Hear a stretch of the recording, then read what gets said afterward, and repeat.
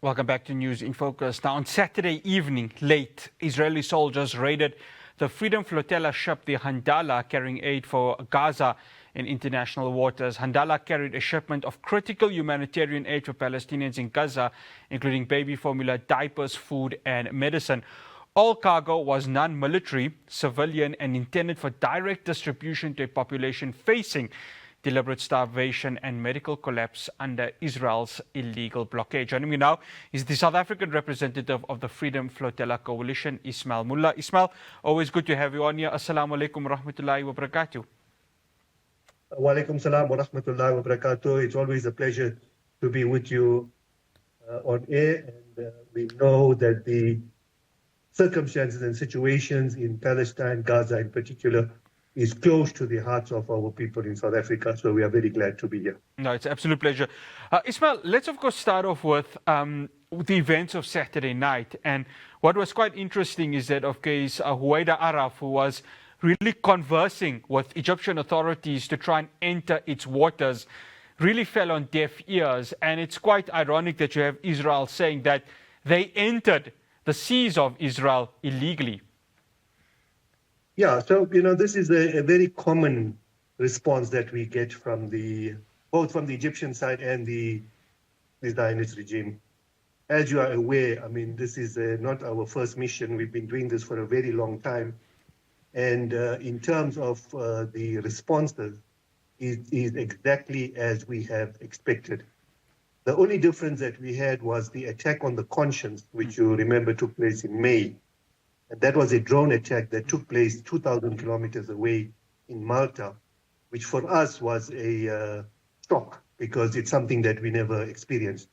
What happened to the Medellin and what happened to Handala is something that we have grown to expect because this is the result of all our previous missions. This year, in view of the severity of what is taking place in Palestine, this, in fact, is our third mission.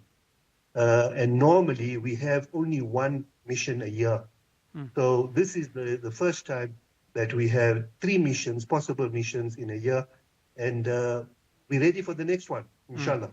Inshallah. I mean, on the screen now they're displaying it is Huwaida Araf, who's, of course, speaking right over there. And what she's saying practically is that if you block the ship, you are violating international law. But then again, this is Israel we're speaking of. And if history shows, they clearly throw any rule book out of the window when it comes to international law. Absolutely, absolutely. And this is what, the Palestinians, when they get through this, and inshallah they will get through it, it's going to create a new world order. Because people are beginning to realize that institutions that the West has created, the West themselves are not following those institutions. So you are having selective application of the rule of law. Even in terms of when it comes to the ICJ ruling, you have a warrant of arrest out for Netanyahu, which a lot of Western countries are not accepting. But on the other hand, there's a warrant of arrest out for Putin, and they are ready to enforce that. So it's becoming very clear that the laws are not applicable to everybody equally. It is interesting that people on the ground are now taking cognizance of this and are now coming out more openly against these kind of double standards. Ismail, and of course, looking what had happened on Saturday night and the way, of course, the Israeli forces had stormed the Handala ship. It had all the hallmarks of what we saw just last month with the Medellin. And of course, you had a growing international condemnation of how it was done. But yet again, even though this flotilla had to be done, given that we are now at a point where Palestine Gaza, I beg your pardon, is on a current famine at this moment, and the starvation is on another level. This had to be done, and yet Israel, with its impunity, continues to defy all of that. Absolutely, absolutely, and this is why it just keeps doing what it does, because it's understanding that under the protection of its ally, the America, it can do whatever it wants. And you can see the country is gone mad. I mean, he's just bombing people indiscriminately, just bombing Syria, bombing Lebanon, bombed Iran, bombed Gaza, and that's the way it's functioning. It's only surviving on bombing people. That's the reality of its existence. Ismail, as we speak at the moment, and of course, we are going to try and get a legal representative on tomorrow's News in Focus to go ahead and speak about what's going to happen. But they're currently in various Israeli prisons at this very moment. There is going to be a hearing that will occur. I think what happens is that you are going to get, of course, many of them being deported from Israel because they currently are in that country at this very moment.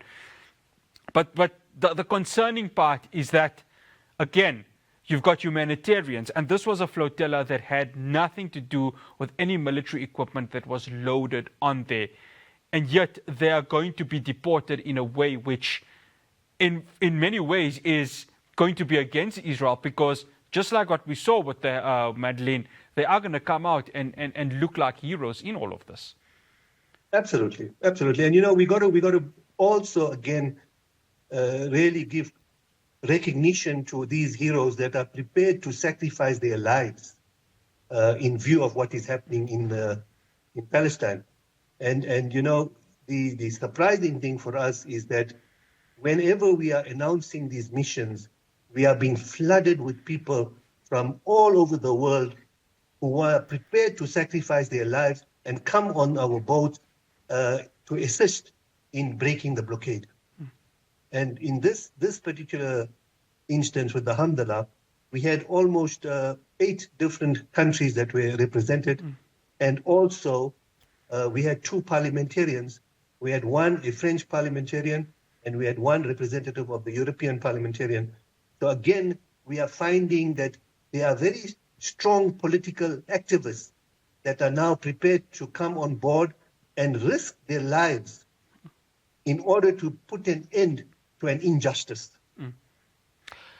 And of course, Ismail, I mean, leading up to the Israeli forces, of course, storming this flotilla, we've seen it, of course, with the Madeleine, and we've seen it in previous flotillas before that the Israeli drones are circling. So I think both you and I, and of course millions alike, would have seen this as being nothing short of surprising, because this was what Israel was going to do on Saturday. Yeah, we are prepared for this kind of scenario. As I was explaining to you earlier, what happened to the conscience for us was a surprise. What happened to the Madeleine, what happened to Handala is something that we are trained for during our non-violent action.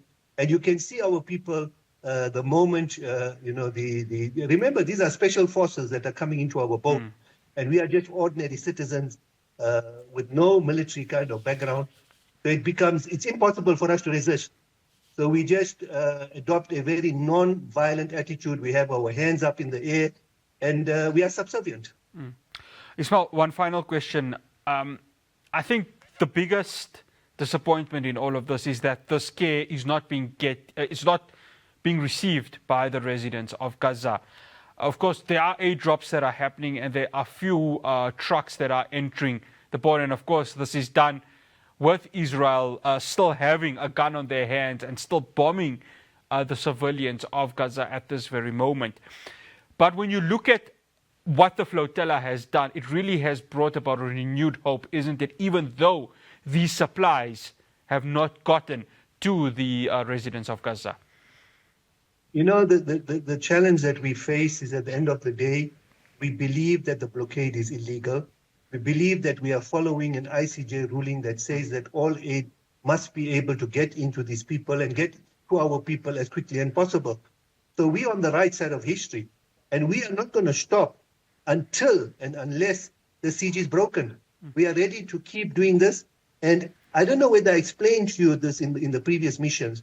Whenever we do this, we have to buy our own ships. We have to buy our own boats, because nobody will insure us. And in the whole process, our boats get confiscated.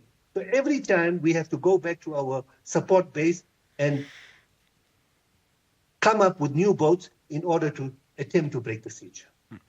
Ismail Moola, absolute pleasure having you on. Assalamu alaikum wa rahmatullahi wa barakatuh. Wa alaikum salam wa rahmatullahi wa barakatuh. That's Jazakallah Ismail khair. Moola, who's of course the representative of from South Africa of the Freedom Flotilla Coalition. After the break, I'm going to be speaking to Islamic Relief South Africa. This comes, of course, we were mentioning of aid. There are current airdrops that are happening. Big concerns with regards to that because, number one, nobody really knows where it's being dropped. Could it hurt civilians? And at the same time, malnourishment, starvation continues to occur in Gaza. This conversation will be after the break. Do stay tuned.